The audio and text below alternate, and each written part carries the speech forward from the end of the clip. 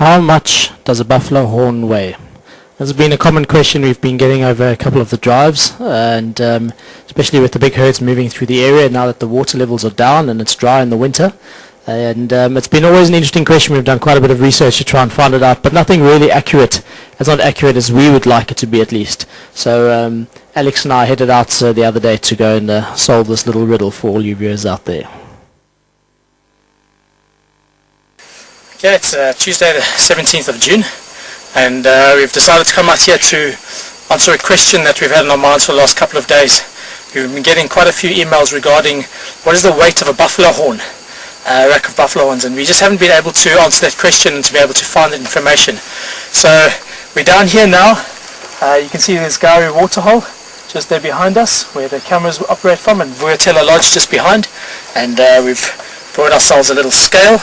And we know there's a rack of horns down the side that was taken down by the Kahuma Pride. We're going to go see how much they weigh, so let's go answer this question.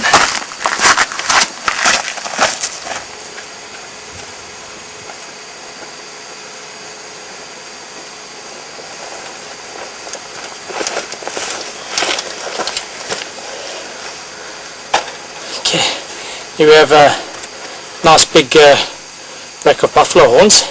This was taken down by the Kahuma Pride a couple of months ago. Yeah, and you can actually see that the keratin moths have been eating away at this, slowly decomposing the keratin itself. Let's check and see how much this weighs.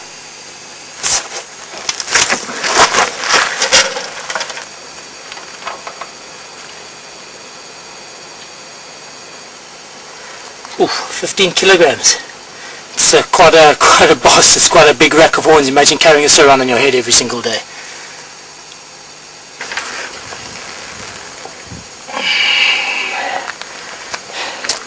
Yeah, that's quite a heavy rack of horns to be carrying around. 15 kilograms on my head. You can understand why these guys are so tough now and why they're so feared with this big boss of horns.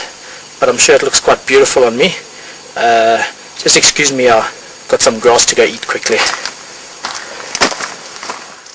Tuesday morning was an absolutely exciting day. Alex and myself headed out towards the south, and we picked up on some tracks of a leopard, and Alex spotted a little white tail swishing through the bush. We followed this female leopard for a while, and the excitement levels grew when we thought she might have had cubs. She was playing around in a little hole underneath a jackalberry tree, but later on we discovered it was just one of Karula's youngsters, just having a little bit of a play around. There was lots of excitement. She was very youthful, very playful. Just an absolutely fantastic thing for us to sit and watch.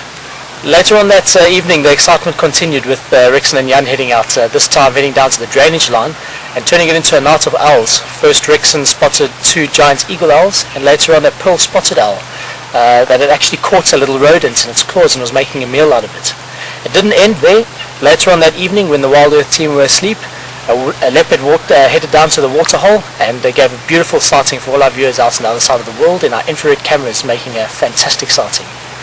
The following morning, Wednesday morning, Peter and Alex headed out, and I think the most fantastic thing about that drive was a sighting of a kingfisher diving down into the water and catching a little frog, and as it flew away, it dropped the frog, and a little hammerkop came and grabbed it and washed it and thrashed it around and actually made a fantastic meal, which brings us to the end of the week's highlights.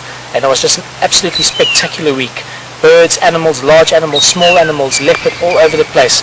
You just couldn't ask for more.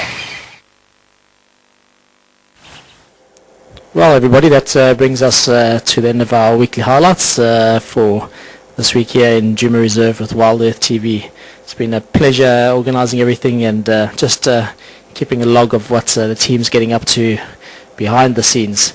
As everyone's quite aware, there's been quite a lot of complications with Jigger this week. Big radiator problems.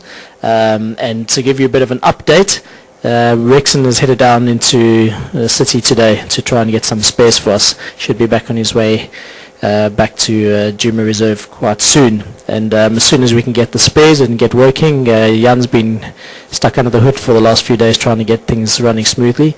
But as soon as we get the spares and get everything up and running, we'll be back on drive. And believe me, we're missing it as much as you are. But unfortunately, we just have to sort that out, and then we can get back on the road.